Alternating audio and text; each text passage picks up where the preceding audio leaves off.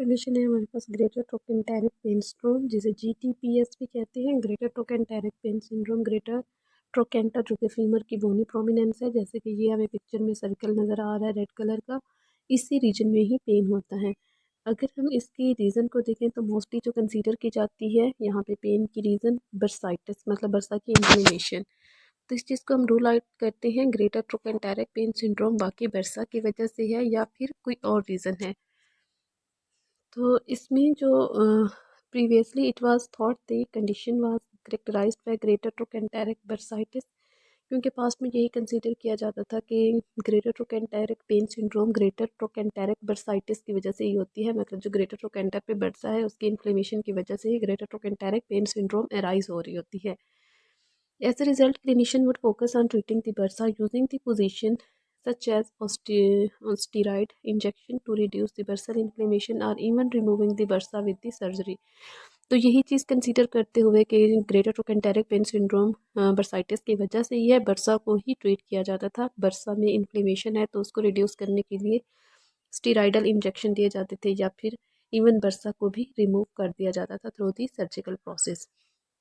ये हमारे पास पास्ट की बात होगी, लेकिन इस पे फर्दर स्टडीज़ हुई हैं, फर्दर रिसर्चेस हुई हैं। एक रिसर्च के अकॉर्डिंग, एक स्टडी के अकॉर्डिंग 877 पेशेंट्स जिनको ग्रेटर ट्रोकेंटेरिक पेन सिंड्रोम था, उनका हमने अल्ट्रासाउंड स्कैन किया है।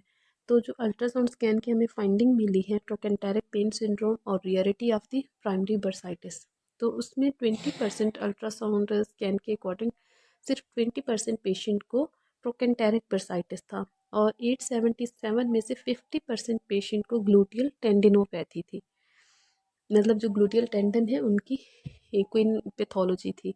Therefore we need to treat the tendons not the bursa. तो हमारी पास्ट में क्या थी, जो भी ट्रीटमेंट ऑप्शन था GTPS को ट्रीट करने का, ग्रेटर ट्रोकेंटेरिक पेन सिंड्रोम को, उसमें हम स्टेरॉइड इंजेक्शन दे रहे थे या फिर बर्सा को ही रिमूव कर रहे थे।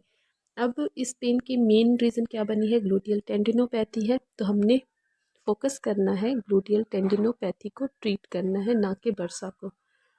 तो की प्रिंसिपल हमारे क्या हैं इसको ट्रीट करने के लिए, remember hip adduction position tend to increase compression and thus irritation of the tendon. तो हिप एडक्शन अगर हम करेंगे तो पेशेंट का पेन इंक्रीज हो जाएगा, उसकी टेंडरनेस भी इंक्रीज हो जाएगी, क्योंकि एडक्शन जो है वो फर्दर इरिटेशन काज करती है टेंडन्स की, ग्लूटियल टेंडन्स की। तो इसलिए हिप एडक्शन को अवॉइड करना है। लोड मैनेजमेंट हमने करनी है, work with your patient to limit activities which are overloading their tendons. तो वो सारी मूवमेंट्स जिसमें एडक्शन होती है हिप जॉइंट पे, उन सबको हमने मिनिमाइज़ कर देना है, उसकी एक्टिविटीज़ को हम लिमिट कर देंगे और ग्रेजुअल प्रोग्रेशन हमने करनी है, उसके हिप एडक्टर्स की स्ट्रेंथनिंग करनी है। That does not overload the tendons is की।